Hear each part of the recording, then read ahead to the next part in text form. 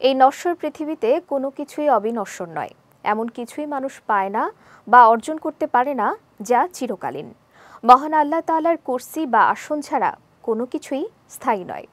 রাজা বাদশার আমলে ক্ষমতার কোনো মেয়াদকাল নির্দিষ্ট না থাকা সত্ত্বেও সব দেশে সব রাজা আজীবন সিংহাসনে সমাসীন থাকতে পারেনি। কিন্তু প্রশ্ন হলো, কেন মানুষের ক্ষমতা চিরস্থায়ী নয়? এ নিয়ে বিস্তারিত দেখুন শেখ তাসফিয়া করিমের ডেস্ক রিপোর্টে।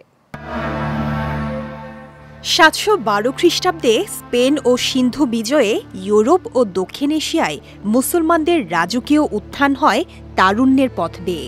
কালের স্রোতে হারিয়েছে স্পেনের প্রায় 800 বছরের মুসলিম শাসন। সিরাজউদ্দৌলার পতনে বাংলার স্বাধীনতার সূর্য অস্তমিত হয় 1756 সালে। অথচ 17 জন অশ্বারোহীর তাড়া খেয়ে দুপুরের রান্না করা খাবার ফেলে লক্ষণ সেন পালিয়েছিলেন 1204 সালে।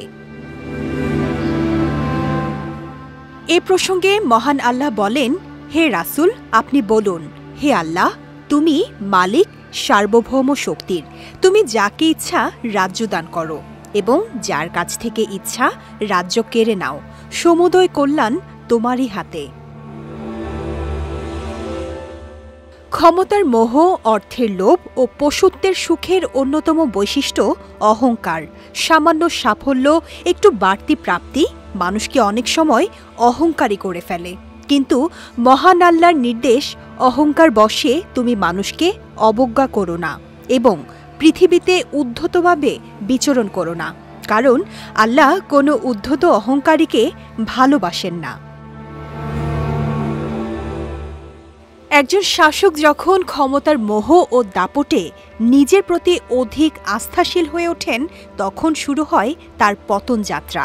রোমানিয়ার চশেস্কু, ফিলিপাইনের মার্কোস অথবা সাদ্দাম হোসেন, গাদ্দাফি, রাজাপক্ষে ও সর্বশেষ শেখ হাসিনা সহ পৃথিবীর অসংখ্য পতিত শাসকের শেষ অধ্যায় ছিল দারুণ নিঃসঙ্গ ও নির্মম।